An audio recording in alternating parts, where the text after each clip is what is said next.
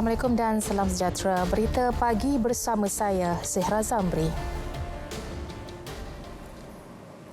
Cadangan menaikkan denda RM1,000 ke RM10,000 bagi sesiapa sahaja yang mengabaikan SOP pencegahan COVID-19 perlu meneliti pandangan masyarakat dan dibahaskan di Parlimen. Menteri Kesihatan Datuk Seri Dr. Adham Baba berkata kenaikan itu wajar sekiranya ia dapat membendung penularan wabak berkenaan menerusi pematuhan amalan norma baharu. Kita tahu bahawa strain COVID-19 ni dia mutate, dia berubah. Kita dah ada strain 614, kita dah ada strain D614G pula yang dia infectivity lebih tapi virulen dia sama je. Infectivity dia tinggi. Dia boleh menjangkit lebih ramai orang. Jadi number of kes akan bertambah. Kalau itu menjadi salah satu sebab untuk kita mengelak orang daripada dijangkiti, nak minta orang ada mengamalkan norma baru sehingga vaksin diterima, cadangan DG kita harus bawa ke kabinet dan juga bawa ke parlimen. Sebelum ini, Ketua Pengarah Kesihatan Tan Sri Dr. Nur Hisham Abdullah mencadangkan kepada kerajaan untuk menaikkan denda bagi kesalahan kompaun dari kadar semasa RM1,000 kepada RM10,000. 6 kes baharu dilaporkan menjadikan jumlah keseluruhan kes positif COVID-19 di Malaysia adalah sebanyak 9,291 kes. Terdapat 7 kes telah pulih dan dibenarkan discharge dengan jumlah kumulatif 8,978 kes. Ketua Pengarah Kesihatan Tan Sri Dr. Nur Hisham Abdullah memaklumkan daripada 6 kes baharu itu, 1 merupakan kes import yang mendapat jangkitan di luar negara iaitu Singapura yang melibatkan bukan warga negara. Kesemua 5 kes penularan dalam negara pula melibatkan warga negara Malaysia di Kedah. 3 daripadanya dari kluster Tawar. 9 kes positif sedang dirawat di unit rawat terapi dan 6 kes memerlukan bantuan pernafasan. Tiada pertambahan kes kematian dilaporkan. Majlis Bandaraya Alustar MBAS mengarahkan penutupan perniagaan di sekitar pasar nelayan seberang Kota Kuala Kedah sehingga tarikh yang akan dimaklumkan. Datuk Bandar Alustar, Datuk Zaid Ahmad menerusi kenyataan berkata arahan penutupan melibatkan semua peniaga atau penjaja bertujuan mengelak penularan COVID-19. Pelaksanaannya selaras Perintah Kawalan Pergerakan Pemulihan PKPP dengan nasihat Kementerian Kesihatan Malaysia KKM mengikut Akta Pencegahan dan Penularan Penyakit Berjangkit 1988. Arahan pematuhan diambil atas faktor kesihatan dan keselamatan peniaga serta orang ramai. Jika ingkar, tindakan undang-undang akan dikenakan. Dalam perkembangan lain, 4 sekatan jalan raya di Padang Terap, Kedah telah ditamatkan semalam. Ia susulan penarikan balik Perintah Kawalan Pergerakan diperketatkan PKP bersasar di kawasan itu. Ketua Polis Daerah Padang Terap DSP Mulkiaman Manzar menegaskan walaupun PKPD bersasar dihentikan, SOP tetap perlu dipatuhi. So semua penugasan sekatan jalan raya kita telah hentikan dan anggota kita telah tarik baliklah untuk buat tugas-tugas lain. Cuma sekatan jalan raya di sempadan di Durian Burung kita masih teruskan, itu dipanggil sekatan jalan raya outbanting. Seperti diminta beberapa ahli parlimen pembangkang dan kerajaan selepas pendedahan dalam sidang Dewan Rakyat Isnin lalu, Kementerian Kewangan memperincikan 101 projek dengan nilai perolehan sebanyak RM6.61 bilion yang diluluskan secara rundingan terus semasa pentadbiran Kerajaan Pakatan Harapan. Menterinya Tengku Datuk Seri Zafrul Tengku Abdul Aziz menerusi satu kenyataan menjelaskan pendedahan dibuat atas dasar mendukung urus tadbir yang baik demi ketelusan pentadbiran. Kementerian Pengangkutan mencatatkan jumlah perolehan tertinggi sebanyak 4.4 bilion ringgit melibatkan 4 projek. Antaranya penganjuran pameran aero angkasa dan maritim antarabangsa Langkawi 2019 kepada syarikat EN Projects Malaysia Sdn Berhad melibatkan perolehan sebanyak 2.3 juta ringgit. Manakala projek menaik taraf kemudahan infrastruktur landasan berkembar elektrik di Lembah Kelang Fasa 2 kepada Daya Maju LTAT Sdn Berhad bernilai 4.4 juta ringgit. Ini diikuti Kementerian Pertahanan dengan jumlah perolehan 900.86 juta ringgit melibatkan 6 projek termasuk kontrak jangka panjang penyelenggaraan pesawat rasmi kerajaan kepada Aerot Sdn Berhad bernilai lebih 139 juta ringgit. Kementerian Air, Tanah dan Sumber Asli pula mencatatkan jumlah tertinggi pemberian projek secara rundingan terus iaitu 13 projek dengan nilai 5.67 juta ringgit. Antaranya projek pameran Khazanah Hutan Negara CFS kepada Menara Kuala Lumpur Sdn Berhad bernilai 3.4 juta ringgit. Manakala Kementerian Komunikasi dan Multimedia pula meluluskan 12 projek berjumlah 380 juta ringgit. Keseluruhan 20 kementerian terlibat dalam perolehan secara rundingan terus itu. Perolehan secara arti sememangnya dibenarkan dengan kelulusan Kementerian Kewangan berdasarkan peruntukan sedia ada di bawah Seksyen 6-1 Akta Tata Cara Kewangan 1957-Semakan 1972 dan Pekeliling-Pekeliling Perbendaharaan berkaitan. Namun arti bercanggah dengan Manifesto Kerajaan Pakatan Harapan. RM50,000 bagi setiap kesalahan akan dikenakan kepada majikan yang gagal mematuhi Akta Standard Minimum Perumahan, Penginapan dan Kemudahan Pekerja 1990-Akta 446 yang akan dilaksana sepenuhnya 1 September depan. Menteri Sumber Manusia Datuk Seri M. Saravanan berkata penguatkuasaan itu akan dilakukan Jabatan Tenaga Kerja Semenanjung Malaysia JTKSM bagi memastikan semua majikan mematuhi ketetapan. Akta 446 adalah lengkap dari segi kemudahan-kemudahan untuk pekerja termasuk dari segi tempat mandi untuk wanita dan lelaki, tebal atau bantal tilam dan bantal dan sebagainya, maka paling cukup lengkap. Maka ini akan menjadi satu lawatan kerja untuk melahirkan kesedaran di kalangan industri player supaya mereka memastikan nasib pekerja-pekerja tak kira sama ada pekerja tempatan ataupun pekerja asing dibela. Beliau turut memaklumkan pihaknya kini di peringkat akhir pelaksanaan e-wages dalam memastikan pembayaran gaji pekerja asing dilakukan secara telus. Datuk Seri M. Saravanan berkata demikian semasa membuat lawatan kerja ke Menara Top Gloves yang turut dihadiri Pengerusi Eksekutif Top Glove Corporation Berhad, Tan Sri Dr. Lim Wee Chai di Setia Alam, Selangor. Akta Standard Minimum Perumahan, Penginapan dan Kemudahan Pekerja 1990 diperluas kepada semua sektor pekerjaan dan mula berkuat kuasa 1 Jun lalu. Bagaimanapun kerajaan memberi penangguhan 3 bulan sehingga 31 Ogos ini bagi memberi ruang kepada majikan membuat persediaan sewajarnya. Satu jawatankuasa khas akan ditubuhkan Kementerian Pertahanan fokus kepada isu rumah anggota tentera. Ketika ini, kebanyakan kuartus yang didiami usang dan uzur serta tidak menepati spesifikasi perumahan sedia ada. Menurut Menteri Pertahanan Datuk Seri Ismail Sabri Yaakob, dua fokus jawatankuasa itu adalah menaik taraf rumah keluarga angkat tentera RKAT dan program satu anggota satu rumah SASAR bertujuan memberi kemudahan dan keselesaan kepada setiap anggota tentera dan keluarga mereka.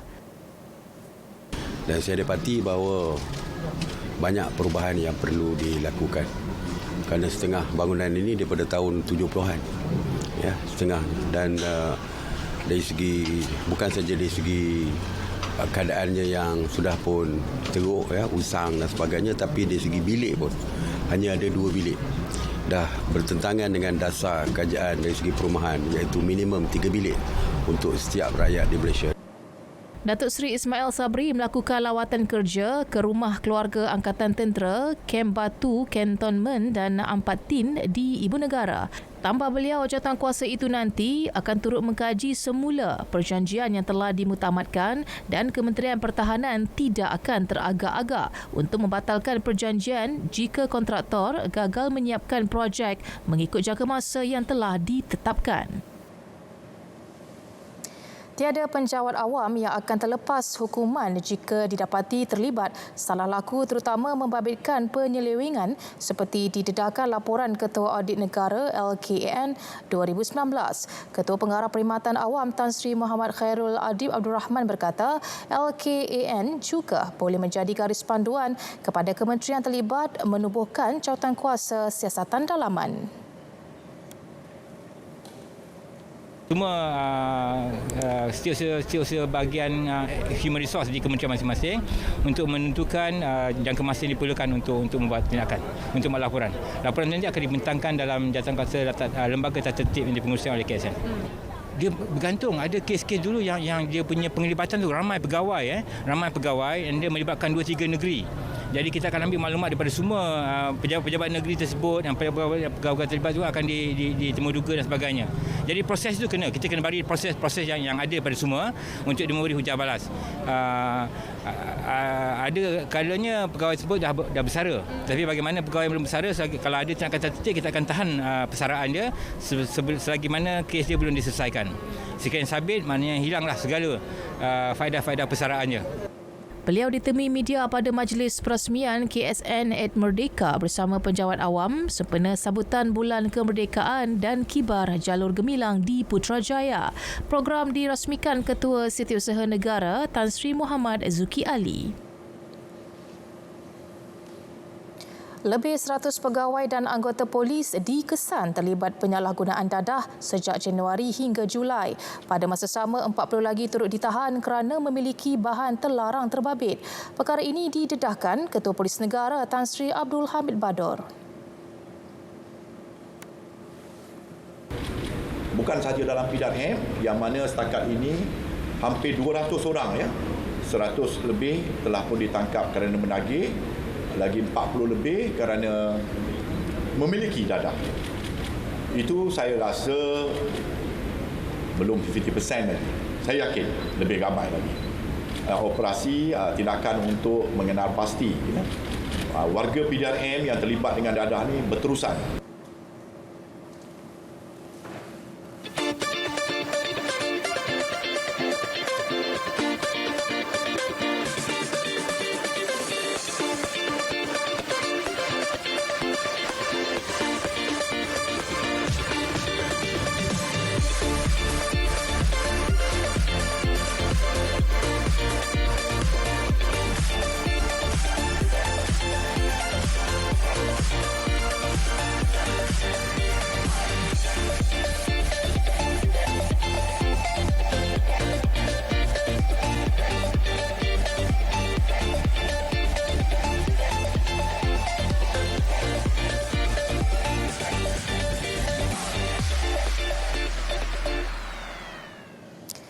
Kempen pilihan raya kecil PRK Don Slim menjelang hari pengundian 29 Ogos ini, calon dan jentera parti terus mempergiat usaha bertemu seramai mungkin pengundi. Kehadiran beberapa pemimpin tertinggi parti-parti gabungan Perikatan Nasional juga boleh dilihat pada pecutan terakhir ini. Naib Presiden Bersatu Datuk Muhammad Rafiq Naiza Muhyiddin berkata kerjasama parti dalam Perikatan Nasional tidak harus dipertikai mana-mana pihak kerana ia semakin utuh, lebih-lebih lagi ketika kempen PRK Don Slim. Masing-masing cuba menjadi saling lengkap melengkapi. PAS ada kelebihannya, Bersatu memimpin, mengetuai kerajaan negeri sudah tentu ada kelebihannya, dan Barisan Nasional juga sudah lama bertapak di Slim ini. Beliau ditemui media ketika bertemu pengundi di sekitar Pekan Slim bersama calon Barisan Nasional Muhammad Zaidi Aziz. Turut serta pengarah pilihan raya Dewan Ulama PAS Pusat Muhammad Najahan Abdul Halim. Sementara itu, Muhammad Zaidi akui semua jentera parti memberi kerjasama erat dan bekerja keras untuk memenangi hati pengundi. Jentera kita walaupun sudah 10-11 hari di sini, tapi komitmen mereka memang tak boleh belah bagilah. Apatah lagi daripada bila rakan-rakan kita daripada Bersatu dan PAS mengukuhkan lagi kita punya kekuatan.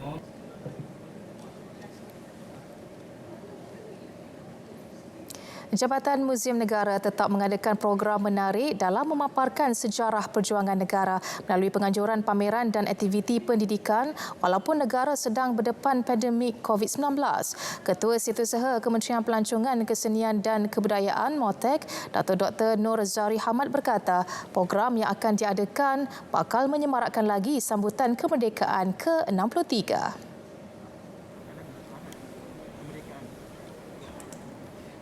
Itu yang saya nyatakan dalam ucapan saya tadi.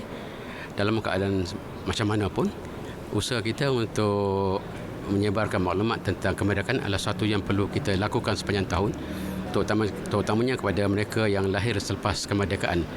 Kerana muzium itu adalah merupakan satu institusi ataupun kalau dalam bahasa merupakan satu sekolah yang mempunyai berbagai ilmu tentang sesuatu kejadian. Pameran koleksi terpilih kemerdekaan antara program yang akan memperagakan 33 koleksi terpilih yang memaparkan peristiwa bersejarah negara. Tambah beliau, koleksi yang dipamerkan menjadi bukti semangat perjuangan pemimpin dan rakyat terdahulu dalam mencorak perjalanan kemerdekaan negara. Walaupun terikat dengan beberapa prosedur operasi standar SOP yang ditetapkan oleh Majlis Keselamatan Negara MKN, namun Nur Zari yakin program yang diadakan dapat menarik bilangan mereka yang ingin mengetahui tentang sejarah kemerdekaan negara. Beliau ditemui selepas merasmikan pameran Hari Kebangsaan dan acara kibar jalur gemilang di Muzium Negara. 1,000 jalur gemilang diagih secara percuma kepada pengguna jalan raya yang melalui jambatan angkat atau drawbridge di Kuala Terengganu. Ia bersempena sambutan Hari Kebangsaan kali ke-63 untuk menyemai rasa cinta orang ramai terhadap negara. Sar Hotel Primula Beach, Suaibah Harun berkata, inisiatif itu juga sebagai rasa tanggungjawab sebuah agensi perhotelan untuk menyemai semangat patriotik dalam kalangan rakyat. Justru itu, program pemasangan jalur gemilang pada kenderaan ini akan membangkitkan lagi kesedaran rakyat dalam meraikan Hari Kebangsaan. Dan tahun kedua kita buat di depan KTCC Drawbridge. Tujuan kami membuat peragihan bendera adalah untuk melahirkan semangat patriotik sesama masyarakat, memandangkan selepas PKP terlampau sunyi dan sepi, kami membuat program ini untuk menaikkan semangat kemerdekaan bagi semua. Terdahulu beliau hadir mengagihkan jalur gemilang kepada pengguna jalan raya di Jabatan Ikonik Terengganu Drawbridge, Kuala Terengganu. Selain itu, pihaknya turut berperanan memainkan lagu-lagu patriotik dan menghiasi jalur gemilang sekitar hotel berkenaan.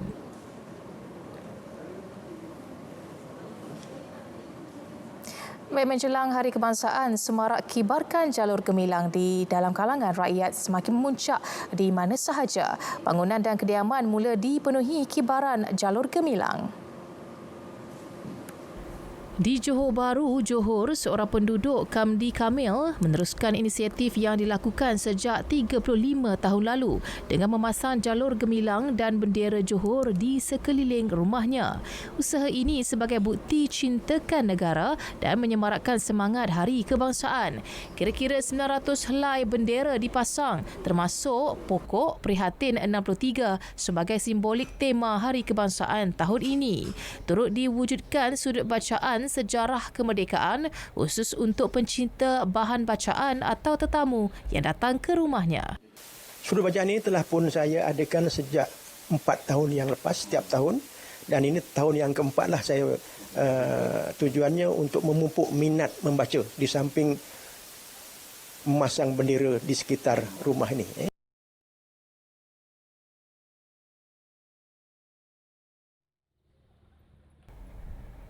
Perlis FM turut sama menghangatkan lagi sambutan Bulan Kebangsaan. Program tertumpu terhadap pelancong yang menaiki feri dari Kuala Perlis menuju Langkawi. Antara aktiviti yang dijalankan ialah penyerahan jalur gemilang, nyanyian lagu patriotik dan kuis kemerdekaan. Dan diharapkan dengan cara yang sederhana ni dapat meningkatkan kesedaran kita tentang arti kemerdekaan dengan mengedarkan bendera ni. Yang ini pun dah lebih pada hebat. Saya rasa tahun ini kemerdekaan buat saya sungguh happy lah bila dapat dalam menyambut kemerdekaan dalam keadaan dalam feri macam ni kan, nak dikelengkapi. Sungguh orang kata bersejarah lah buat saya. Sangat memuaskan supaya kita lebih terdedah dengan erti kemerdekaan yang sebenar tu. Jika benda ni kita tak laksanakan, kita tak ada rasa semangat kemerdekaan yang akan datang ni lah.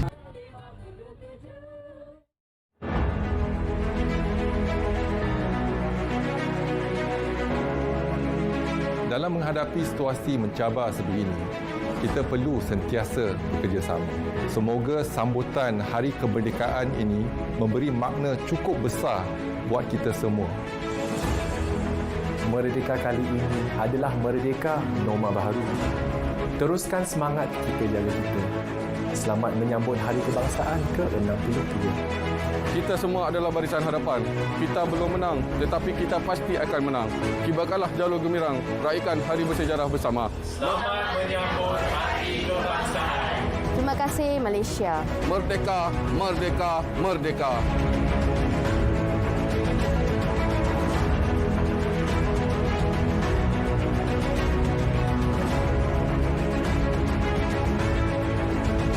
Selamat Hari Kebangsaan. Merdeka! Merdeka! Merdeka!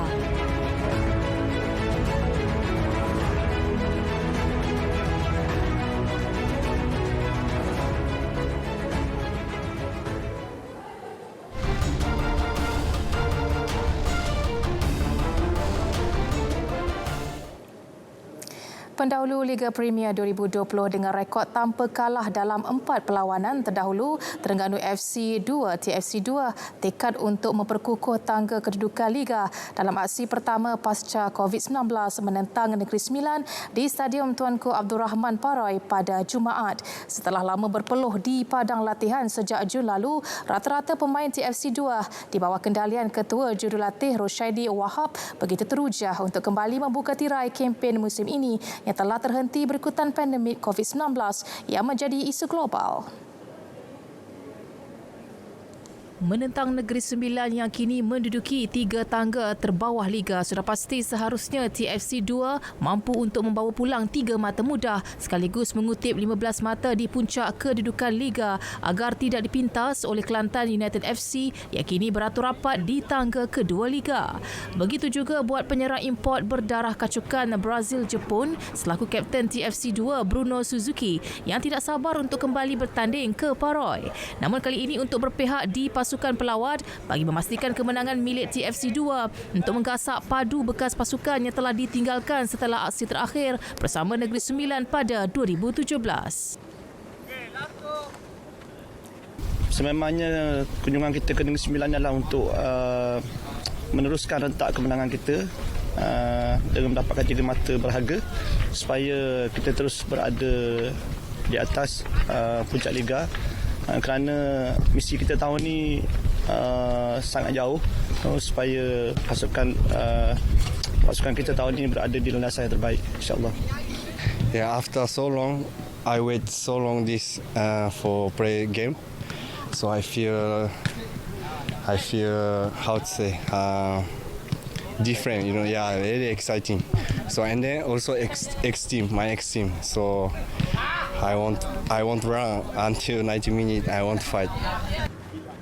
Pada perlawanan pembuka musim lalu, TFC 2 hadir selaku pasukan pelawat membuat kejutan untuk menewaskan Selangor 2 berkeputusan 1 gol tanpa balasan. Perlawanan terakhir sebelum kempen Liga Perdana 2020 dihentikan adalah perlawanan keempat dalam kempen Liga Premier musim ini dengan meraih kemenangan di lawan sendiri berkeputusan 2 berbolos 1 gol sewaktu menentang Kelantan.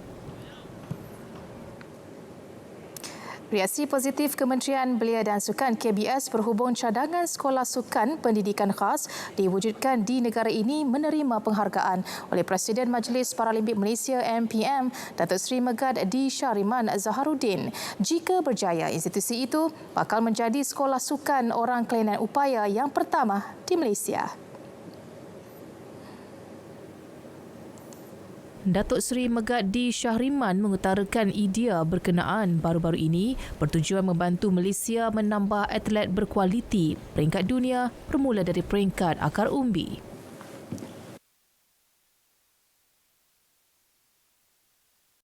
Tapi memang idea yang diperlukan dan we do not want only to be only high performance saja, tapi persiapan dari akar umbi banyak macam soal sukan Bukit Jalil, Bandar Penawar, SSTMI. So why not we have it untuk atlet para for preparation. So takkan kita nak prepare bila dah umur 18 tahun.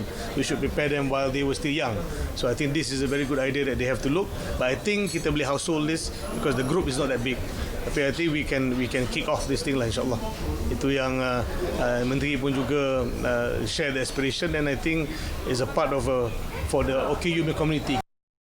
Menurutnya, populasi 4.1 juta komuniti orang kurang upaya di negara ini wajar dimanfaatkan setanding dengan Sekolah Sukan Bukit Jalil dan Sekolah Sukan Tengku Mahkota Ismail.